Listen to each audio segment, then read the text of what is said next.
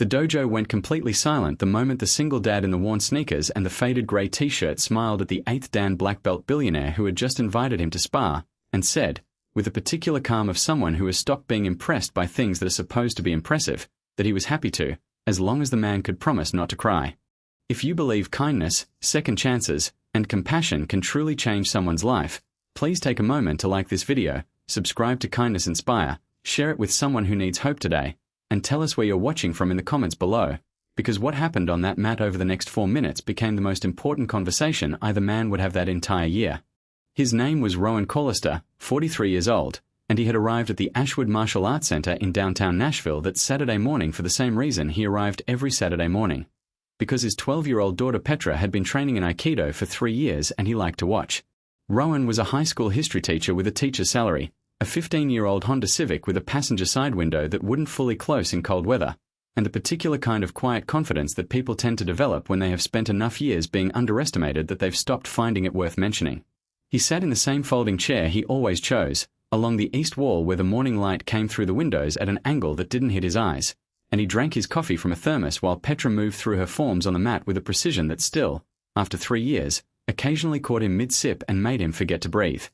The billionaire was Theron Ashby, 55 years old, founder of a logistics technology company that had made him wealthy enough to own the building this dojo occupied and 3 others in the same block, and an 8th Dan Aikido practitioner who had spent 30 years achieving a level of mastery in the discipline that placed him among fewer than 200 people on the planet.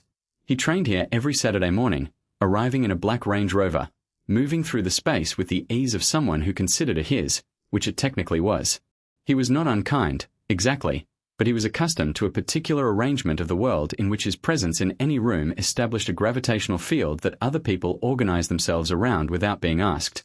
He was generous with instruction when he offered it and brief with everyone else, and the people who trained regularly at the dojo had developed an unconscious habit of slightly adjusting their behavior when he walked in. He had noticed Rowan before, the way you notice something that doesn't fit a pattern, the man in the worn sneakers sitting against the east wall with a thermos, watching with an attentiveness that didn't match the casual posture. That particular Saturday, during a break in his own training, Theron had approached Rowan with what he likely intended as a generous invitation, the kind of offer wealthy people make when they want to include someone they consider beneath their level in something they consider elevated. He asked whether the man had any martial arts background, and when Rowan said he had some, Theron gestured toward the open mat and offered a spar with the expansive confidence of someone who had never been surprised by the outcome of that invitation. And Rowan had smiled, just slightly, and said he was happy to, as long as Theron could promise not to cry. The laugh that moved through the few students still in the room was immediately complicated. The specific uncertain sound of people who weren't sure whether they'd just witnessed audacity or something considerably more interesting. Theron's expression moved through several things in rapid sequence before settling on something that looked like genuine curiosity, which was probably not what it usually looked like on his face because the expression appeared slightly unfamiliar there. They stepped onto the mat. What happened in the following 4 minutes would be described differently by every person who witnessed it, but the agreed-upon core of it was this: Rowan Callister was not an Aikido practitioner. What he was, as became apparent within the first 30 seconds, was something considerably less classifiable and considerably more difficult to prepare for. He moved with the kind of fluid, economical awareness that takes not years but decades to develop, the kind that is no longer a skill in the way a technique is a skill but has become instead simply the way a person exists in space. He didn't attempt to match Theron's discipline or counter his methods. He simply wasn't where Theron's methods expected him to be, twice, and then a third time. And on the 4th exchange he applied a redirection so clean and so quiet that Theron found himself on his knee on the mat without a clear account of how he'd arrived there. Nobody spoke. Theron looked up from the mat at the man standing above him, and what he saw in Rowan's expression was not triumph or satisfaction or the performance of humility that sometimes masks triumph. He saw patience. The expression of someone who had been waiting for this conversation to begin rather than celebrating that it had. Theron stood. He asked, with a directness that was perhaps the first fully unguarded thing he'd said in that room in years, where Rowan had trained. The story that came out across the following 20 minutes, as they sat across from each other on the edge of the mat with water bottles and the dojo slowly emptying around them, was not a simple one. Rowan had spent 11 years in the Navy, trained in multiple combat disciplines through a specialized program he described with the minimum number of words that were technically sufficient, and had left the military when his daughter was 2 years old and her mother, his wife, had been diagnosed with an illness that required him to be present in a way deployment didn't allow. He had taught history for 7 years since, chosen specifically because the school schedule aligned with Petra's. He had not practiced formally since leaving the service.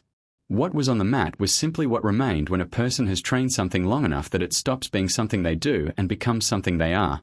Theron listened to this with the particular quality of attention that very few people in his life ever received from him, because very few people in his life had ever said something he didn't already anticipate.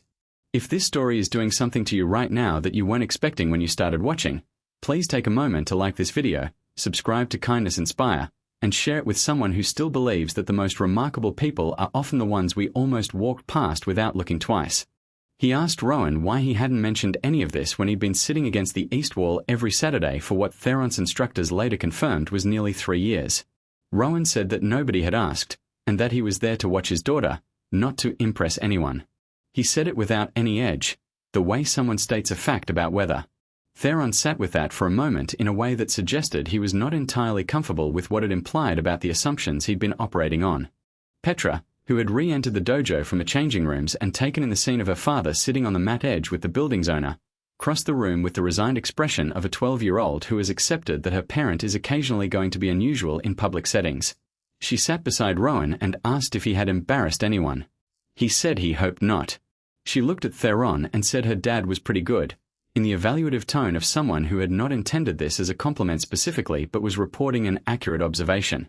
Theron looked at the girl, then back at the man beside her, and laughed, a real one, the kind that doesn't have any performance in it. It changed his face considerably. He offered Rowan a position as a guest instructor at the dojo, formally and with the specific financial detail that made clear he was treating the offer as professional rather than charitable. Rowan said he'd think about it, which was not the response Theron was accustomed to receiving from any offer he made, and which seemed to generate in him something that looked very much like respect. Before we reach the end of this story, tell us in the comments, what do you think Rowan said the following week? Because the answer says something important about the kind of man he was, and about what he believed his daughter needed to see him choose. He said yes. Not immediately, and not because of the money, which he told Theron directly was more than he'd expected and less than the reason he was agreeing. He said yes because Petra had watched her father sit in a folding chair against the east wall for 3 years, and he thought it might be worth letting her watch him stand in the center of the room for a while instead, not to teach her that quiet was wrong, but to teach her that quiet and small were not the same thing, and that a person could spend years being genuinely invisible and still have something worth seeing when the right moment finally came. He taught his first class at the Ashwood Martial Arts Center on a Thursday evening 6 weeks later. Petra sat in a folding chair against the east wall and watched. When the class ended and the students were leaving, she walked onto the mat, stood beside him, and said, with the complete sincerity that 12-year-olds produce when they're not trying to produce anything at all, that he was pretty good at that. He said he'd had a few years to practice. She said she knew. They walked out together to the parking lot and the Civic with the window that wouldn't fully close, and drove home through Nashville on a Thursday evening with the radio on low, and if Rowan Collister felt anything about the way that particular Saturday morning had unfolded from a folding chair to a mat to whatever came next, he kept it where he kept most things, which was somewhere his daughter could sense but not see. Because some things don't need to be said to be completely understood.